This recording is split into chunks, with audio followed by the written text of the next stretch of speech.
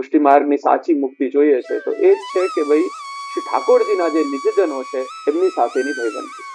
મમોત્તમ શ્લોક જનેશુ સખ્યમ, અને સંસાર ચક્રે ભ્રમત સ્વકર્મભિ, જે આ સંસારના ચક્રમાં સ્વકર્મથી જે ભ્રમી રહ્યા છે, ભટકી રહ્યા છે, એવા કયા કે ભ્રમત સ્વકર્મભિ ત્વન માયાત, આપની માયાથી જે શ્વાસક્ત, જે આસક્ત થઈ ગયા છે, શેમાં કે દાર ગેહે, કે દારાગારમાં જે આસક્ત થઈ ગયા છે, દેહ પુત્ર આદિમાં જે આસક્ત થઈ ગયા છે, એમનું મને કોઈ જાતનું સંગ ન થાય, એમનાથી મને મુક્તિ મળે એ જ મારી સાચી મુક્તિ છે. એટલે જે આપના ભાઈબંધો છે, જે આપના સખ્યવાળા છે, જે મને આપના સુધી લઈ જશે, એમનો મને સંગ થાવ, અને જે માયા રૂપી આપના દાર ગેહ વાળા જેટલા બટલા છે એમનો સંગ મને ન થાય. અને આનો જ એક બીજો અર્થ એવો કરે છે કે જેમને પોતાના દાર આગાર એટલે સ્ત્રી પુત્ર આદિ જે આપણે બ્રહ્મ સંબંધ વખતે બોલ્યા એ એમને પ્રભુને સમર્પિત કરી દીધા છે, એવા જે આપના નિજજનો છે, મને એમનો સંગ થાવ, અને જે આપની માયામાં જે બીજા દૂર ભટકી રહ્યા છે મને એમનો સંગ ન થાવ. એટલે આ સંસ્કૃત રીતે તમે બંનેનું અન્વય પદાર્થ કરીએ ને આ શ્લોકના બંને અર્થ તમે કરી શકો છો. આ બંને અર્થને આપણે સહેજ સમજીએ, કે સમય પાછો કલાક તમારો થઈ ગયો છે એટલે હું થોડો ફાસ્ટ ભગાઈ રહ્યો છું, બહુ એને કહીએ ને કે બહુ ડિટેલમાં તાણી નથી રહ્યો. સમડે આપણે એને પણ પાછું ડિટેલમાં જઈશું. ઉત્તમ શ્લોક જનેશ સખ્યમ, હે ને, તો કે મને આપના આ બધું જે લૌકિક વૈદિક ત્યાગ કરીને બેઠા છે ને, ફર્સ્ટ એક્ઝામ્પલ એવો છે કે લૌકિક વૈદિક બધો ત્યાગ કરીને બેઠા છે, મારે એમનો સખ્ય થાય. તો જો અહીંયા સખાની ડેફિનેશન કેવી છે કે ભાઈબંધી એક એવી વસ્તુ છે ને કે જ્યાં એક અમારે બહુ સરસ એક વૈષ્ણવ હતા એ બહુ હસી મજાકમાં વાત કરતા કે ભાઈ જ્યાં ગુણ મળે ને ત્યાં લગ્ન થાય, અને જ્યાં અવગુણ મળે ને ત્યાં ભાઈબંધી થાય, હે ને. તો અહીંયા સખ્ય એટલે કેવું કે જ્યાં તમારું વ્યસન અવગુણ આ છે તે છે બધું એક સરખું થવા માંડે ને ત્યાં તમારી ભાઈબંધી કહેવાય.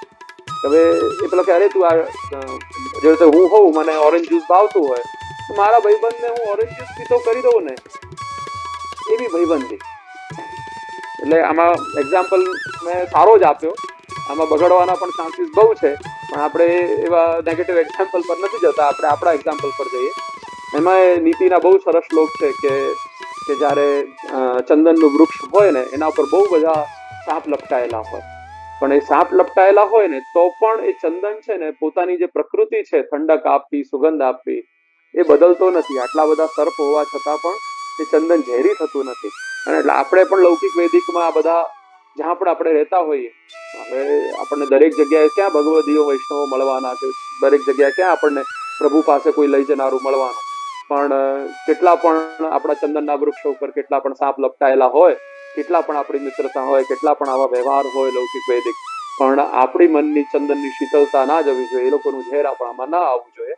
એવું આપણે એક કહેવાય ને કે મનની ઇન્દ્રિયની ગતિ પ્રભુમાં રહે તો જરૂર ન આવે.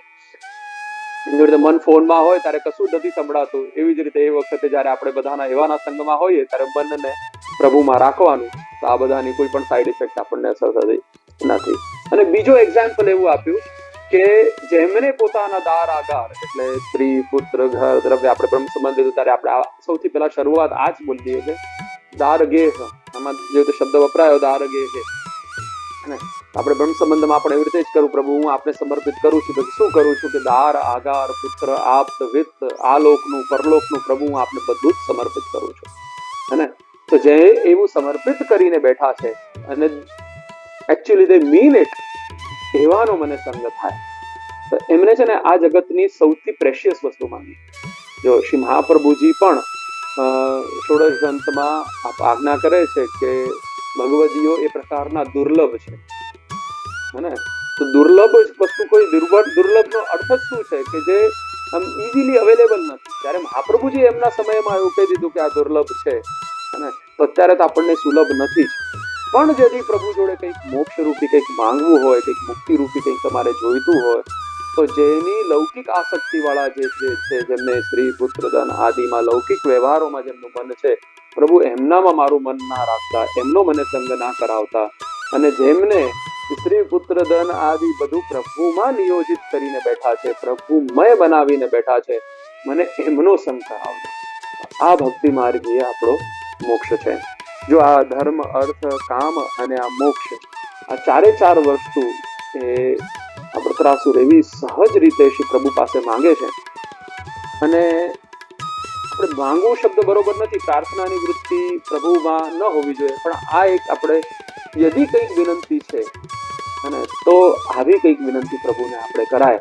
બીજી કોઈ વિનંતી પ્રભુને લૌકિક વૈદિક માંગવાની કહાની છે.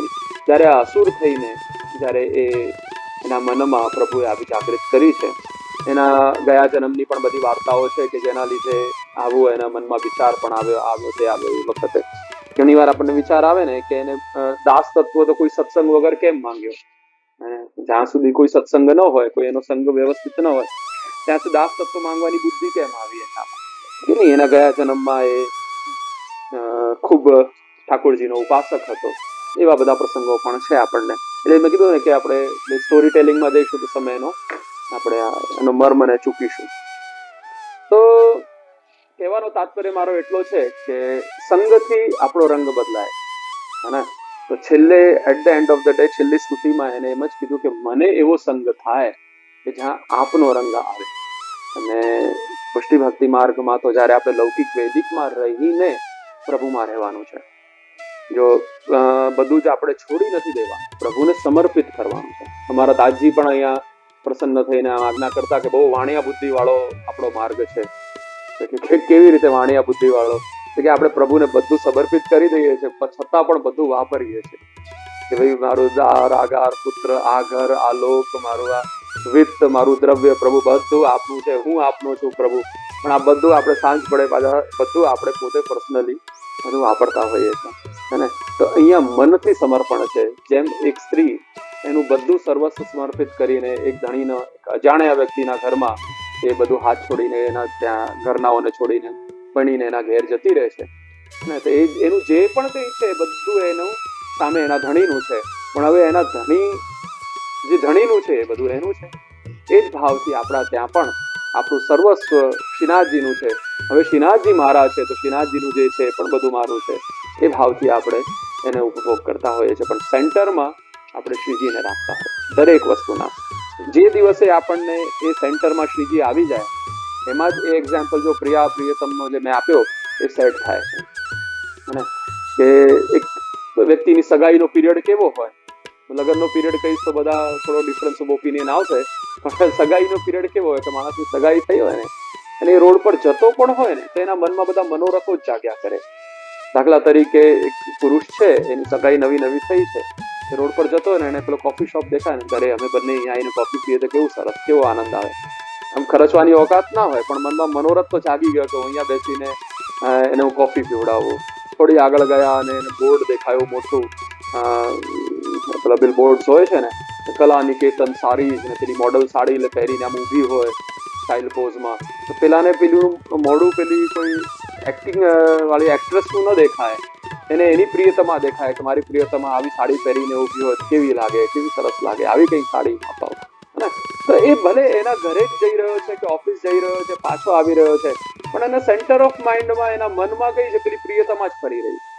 એવું જ પેલા પ્રિયતમને હોય કે ભાઈ આમ સરસ, પેલી પ્રિયતમાના મનમાં હોય એટલે આમ એડ હોય ને આમ પેલો આમ રાડો આમ કરીને ઉભો હોય, વોચ એની દેખાતી હોય, એના મનમાં હોય કે હા મારો પેલા ને આવું રાવડો પહેરીને ઉભો રહે તો કેવો સારો લાગે, આવું જેકેટ પહેરીને ઉભો રહે તો કેટલો સરસ લાગે, અમે અહીંયા ઉભા રહીને વાત કરીએ તો કેવો આનંદ આવે, કોઈ ગાડીમાં કોઈ જતું હોય, ગાડી પાર્કી હોય તો ક્યારે આવી ગાડીમાં ફરવા જઈએ તો કેવું સરસ લાગે.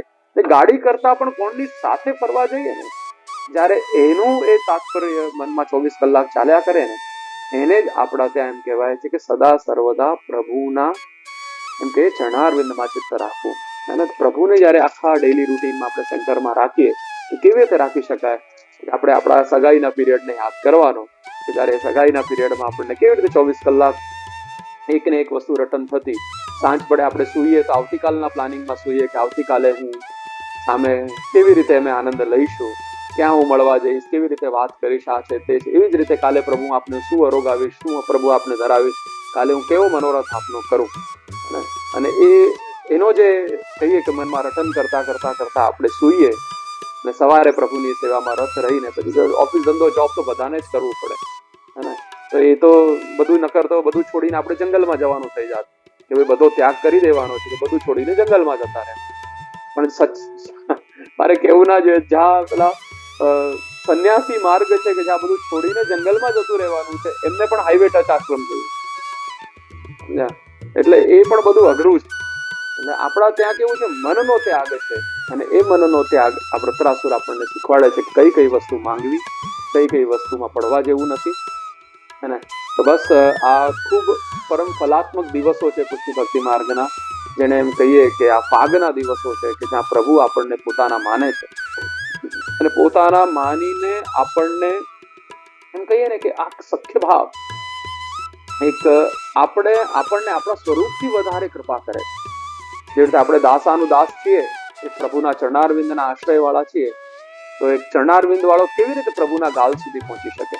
તમારા ઘરમાં કોઈ રામલો કામ કરતો હોય, ઝાડુ પોતા કરતો હોય, તમારો દાસ સેવક હોય, એ પેલા શેઠાણીને એમ કે બેન આજે તો હું ગાલમાં ગુલાલ લગાડીશ, આપણે કે ભાઈ ઓકાત મારે તું ચાલ નીકળ, હે ને? તેનું તું મારા ગાલમાં કેવી રીતે ગુલાલ લગાડીશ? આજે એ પ્રભુ આપણને આપણા એ દરેક દાસ ધર્મ હોવા છતાં પણ એક વિશિષ્ટ આપણને સ્થાન પર બેસાડ્યા, આપણને સખ્ય ભાવ આપ્યો, એ મિત્રતા આપી છે કે નહીં નહીં, તું મને જે રીતે ગુલાલ લગાવે ને એવી રીતે જ હું તને લગાવીશ, કે હું તને લગાવું છું ને જે પ્રેમથી, જે ભાવથી, જે અનુરાગથી, એ જ પ્રેમથી, એ ભાવથી, એ જ અનુરાગથી તું મને લગાય. અને એવામાં દાસ ભાવ ન આવી જાય ને, એટલે આપણા ત્યાં જો ઠાકોરજીના ચરણારવિંદ સૌથી પહેલા ઢાંકવામાં આવે, કેમ કે આપણું મૂળ સ્વરૂપ તો એ જ છે, હે ને? કે જે સ્વરૂપને માણસ બિલોંગ કરતું હોય એને યાદ આવી જાય કે અરે આ પેલા કેટલું પણ આમ સ્મોકિંગ છોડીને બેઠો હોય પણ એને પેલી સિગારેટ દેખાઈ જાય ને, તો એ ભલે એ વખતે મન છોડીને પીવે નહીં, પણ એના મનમાં આવી જાય કે I use to do this, I use to do this, હે ને? એટલે એવું જ આપણા ત્યાં ચરણારવિંદમાં છે. એક્ઝામ્પલ બહુ ખરાબ આપ્યો છે મેં, પણ બેસી જાય એટલે મેં આપ્યો છે મગજમાં.